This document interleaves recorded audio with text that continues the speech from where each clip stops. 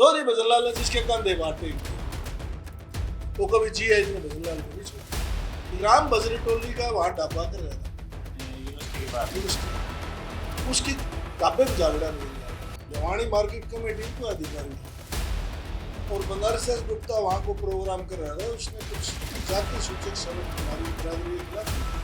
अब बनारस दास गुप्ता गोली लगने के बाद बड़ा पूरे प्रदेश में भजनलाल जब यहाँ उसका बेरा लेने के लिए आया पीछे तो स्टूडेंट का पता लगा वो चारों ओर से घेर के उसकी नमस्कार दोस्तों, 1990 के दशक के आसपास की बात है और एमडीयू का धोती कांड बड़ा फेमस हुआ था, जहां एक पूर्व चीफ मिनिस्टर की छात्रों ने धोती खोल दी थी और उस दौर में छात्र संघ चुनाव भी होते थे और बड़ा आंदोलन था। और उस आंदोलन में जो है पूर्व चीफ मिनिस्टर भजनलाल की धोती खोल दी थी एमडीयू में छात्रों ने। तो वो पूरा वाकया क्या था और उस दौरान क्या हुआ था, वो सारी बातचीत आज का जो ये इंटरव्यू है इसमें करेंगे। और राजेश धनखड़ इस वक्त मेरे साथ हैं। धनखड़ साहब, स्वागत है आपका। ये पूरा क्या वाकया था कि पूर्व चीफ मिनिस्टर की छात्रों ने धोती खोल दी? ऐसा है मोहित भाई, पूर्व चीफ मिनिस्टर बनारस दास गुप्ता को एक राजवीर था धनखड़ हुमायूंपुर बखेता से। अच्छा। वो जवानी मार्केट कमेटी को अधिकारी था और बनारस दास गुप्ता वहां को प्रोग्राम कर रहा था। उसने कुछ जाति सूचक शब्द हमारी बिरादरी के खिलाफ बोल दिया। बनारसी दास गुप्ता ने बोला? बनारस दास गुप्ता। ठीक है। तो राजवीर धनखड़ ने अपना लाइसेंस का रिवॉल्वर 9mm का पिस्टल काट के उस पर गोली मार। बनारसी दास गुप्ता उस वक्त चीफ मिनिस्टर थे? चीफ मिनिस्टर नहीं थे, ex chief minister. Ex chief minister थे, ठीक है। अब बनारस दास गुप्ता गोली लगने के बाद बड़ा पूरे प्रदेश में शोर शराबा चल गया। बिल्कुल। ऊपर से जब मंडल आयोग लागू है यार, जाटों को आरक्षण दिया जा रहा था, यादव को दिया और बिरादरियों को दिया, किसान बिरादरियों, तो जाटों को भी शामिल करा जा रहा था। ये शरद यादव एक मंडल कमीशन लागू कराया था उसने, और आरक्षण उस टाइम हमारे को दे रही थी केंद्र सरकार। चौधरी देवीलाल हमारे लोगों ने मना करा, उसमें चौधरी बंसीलाल की बेटी और लड़कों ने कईयों ने आत्महत्या करने की कोशिश करी और शायद एक दो लड़के मर भी गए थे अपने आग लगा के। और प्रदेश में पैरेलल सरकार के पैरेलल एक स्टूडेंट है सरकार भी थी जो हर मुद्दे के ऊपर प्रदेश में मजबूती से लड़ाई लड़ रही थी। और जब तक स्टूडेंट का चुनाव रहा तो प्रदेश में राजनीति भी बगैर भेदभाव की रही और बहुत अच्छा सिस्टम प्रदेश में चला। तो जब रोहतक पीजीआई में बनारस दास गुप्ता को एडमिट कराया गया, इसको बेरा लेने के लिए सारे नेता प्रदेश और देश के पहुंचे थे। उस टाइम में धीरपाल विधायक था बादली से, उनकी जीप में भी आग लगा दी गई थी। धीरपाल एमएलए थे उस टाइम? एमएलए थे। ठीक है। और एक ज्यादा गुस्सा था लोगों में कि भजनलाल ने देवीलाल की सरकार तोड़ी थी और बहुत ज्यादा हमारे क्षेत्र में जो देवीलाल का गढ़ रहा है रोहतक, उसमें बहुत ज्यादा उत्तेजित गुस्से में लोग थे। जो देवीलाल ने प्रधानमंत्री से रिजाइन दिया 90 के दौर में। 90।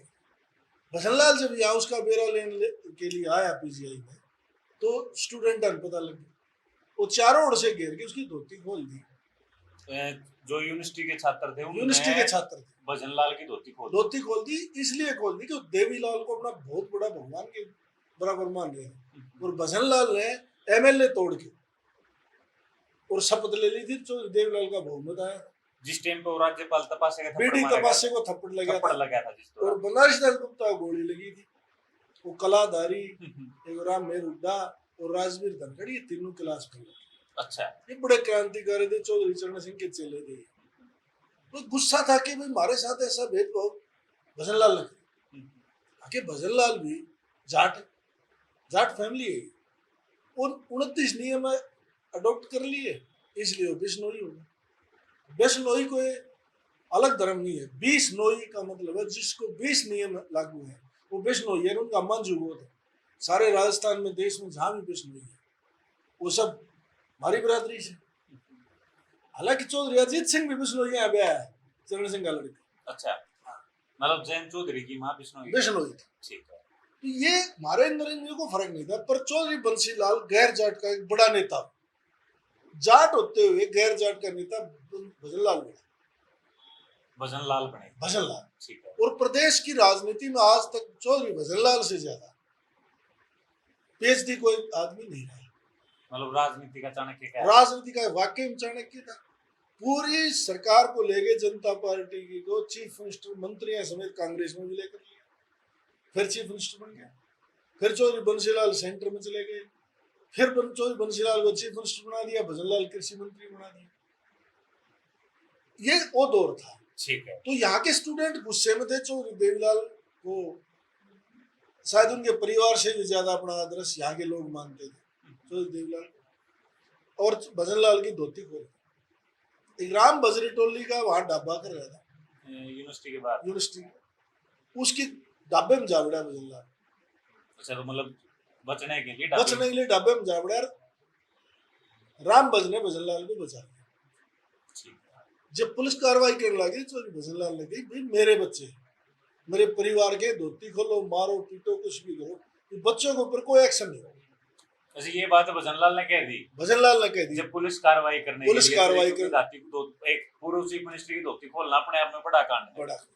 उसने फिर भी एक मर्यादा दिखाई कि मेरे बच्चे हैं भाई, मेरे परिवार के बच्चे हैं, कोई एक्शन नहीं, कोई बात नहीं, खोल दी तो कोई बात नहीं, फिर बांध लूंगा। तो उस टाइम राम चौधरी भजनलाल को अपने घर में एक ढाबा डाला। जब चौधरी भजनलाल 94-95 में चीफ मिनिस्टर की शपथ ली और पहली बार 94 में 4 वोट पड़ी और राम भज जिला परिषद का मेंबर हो गया। अच्छा। रोहतक जिला का जज, रोहतक ज्वाइन। अब चेयरमैन तो उसको बना नहीं सका, वाइस चेयरमैन बना। एम्बेसडर तो गाड़ी दी, गनमैन दी, डीसी एसडीएम उसकी खिड़की खोल लिया करते राम बज। मतलब सेकंड चीफ मिनिस्टर की पावर दे दी भजनलाल ने। ऐसा भजनलाल ऐसा आदमी था। चौधरी भजनलाल ने जिसके कंधे बात टेक दिया वो कभी जिया इतने भजनलाल को नहीं छोड़ा। भजनलाल ऐसी शख्सियत, राजनीति विरोध होता है पर उस आदमी ने मर्यादा में रहता है। और जबकि हिंदुस्तान पाकिस्तान के बंटवारे में वो लायलपुर साइड से 18 साल का आया था यहाँ। अच्छा, वो भी बंटवारे में आया था इंडिया में। अच्छा, मूल जन्म चौधरी भजनलाल का पाकिस्तान का है, जो आज का पाकिस्तान। उस टाइम तो इंडिया 18 साल का आया था, सरसा में रहा, उसके बाद आदमपुर में आया, अपना काम करा, धंधा करा, जो भी उसका व्यवस्था थी, चाहे चने बेचे, चाहे चुंदड़ी बेची, चाहे कुछ भी करा। उस आदमी ने ब्लॉक समिति से लाके राजनीति शुरू करी और देश में बहुत बड़ा आदमी राजनीति का स्तंभ रहा। राजनीति तो ऐसे विरोध होते हैं। ये था वो धोती कांड।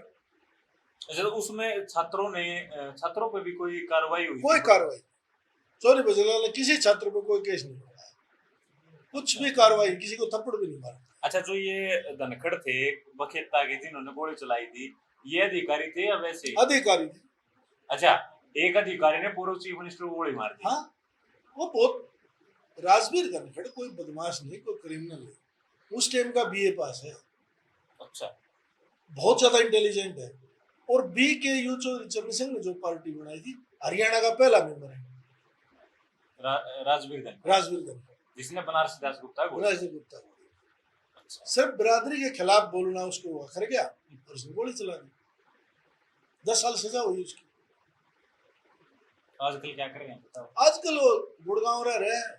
एक लड़की ने तो शादी तक नहीं कराई। हमारी कौम में तो ऐसे ऐसे कौम के वफादार भाई बैठे हैं जिन्हें बिरादरी के लिए अपने घर को आग लगा दी। ये चौधरी चरण सिंह उसने अपना दूसरा बेटा माना करता, संत कुमार की जगह टिकट उसको दे रहा था। संत कुमार ये जो भी भूपेंद्र सिंह हुड्डा के साथ घूमते हैं। अब तो कौन किसके साथ घूमा है? ये यही संत कुमार। हाँ, यही संत कुमार। अच्छा, हाँ, इसकी जगह राजवीर को टिकट दे रहा, रिवॉल्वर लेके चला गया अंदर। जब सिक्योरिटी वाला ने पकड़ा, किसी ने इशारा कर दिया रिवॉल्वर ले रहा, तो अखबार के फ्रंट पेज पर आई थी टाइम्स ऑफ इंडिया में। अच्छा, ये चौधरी चरण सिंह की प्रधानमंत्री सिक्योरिटी में सेंध लगी। हाँ, तो अगले दिन चौधरी चरण सिंह ने बयान दिया, मेरा बेटा है, कोई सेंध नहीं लगी, मेरा सुरक्षा के लिए रिवॉल्वर। ऐसा था राजवीर, अब भी है। उस टाइम पे चौधरी चरण सिंह प्रधानमंत्री थे। प्रधानमंत्री होते हुए उन्होंने ये कह दिया कि मेरा बेटा है और मेरी सुरक्षा के लिए रिवॉल्वर है। बिल्कुल, तो देवलाल के भगत रहे, शरद यादव के साथ उन्होंने काम किया, चौधरी चरण सिंह के साथ काम किया। उस टाइम ये बहुत पढ़े लिखे इंटेलिजेंट आदमी थे, मार्केटिंग बोर्ड में नौकरी कर रहे थे, सेक्रेटरी देवानी। अच्छा, नौकरी कर रहे थे, सरकार की नौकरी कर रहे थे, सरकार की नौकरी, और पूर्व चीफ मिनिस्टर को गोली मार दी। और लाइसेंस का पिस्टल 9mm। अच्छा, उस टाइम पे 9mm के अलाउड होते थे। अच्छा, एक बात और बताओ आखिरी, जो ये एमडीयू का धोती कांड था, इसमें बनारसी दास गुप्ता को मिलने के बाद जब मिलने आए तो तब पता चल गया, तो बताते हैं कि उस टाइम पे खूब सारी गाड़ियों को भी आग लगा दी गई। हाँ, धीरपाल की भी जीप जली थी, बादल गया मिल। अच्छा, कई गाड़ियों को आग लगा दी। हाँ, किसी बच्चे को मुकदमा दर्ज नहीं किया, ये रोहतक में आज चेक करा। अच्छा, तो ये था वो, ये थी वो राजनीति, ये था युवा का प्रदेश में दबदबा।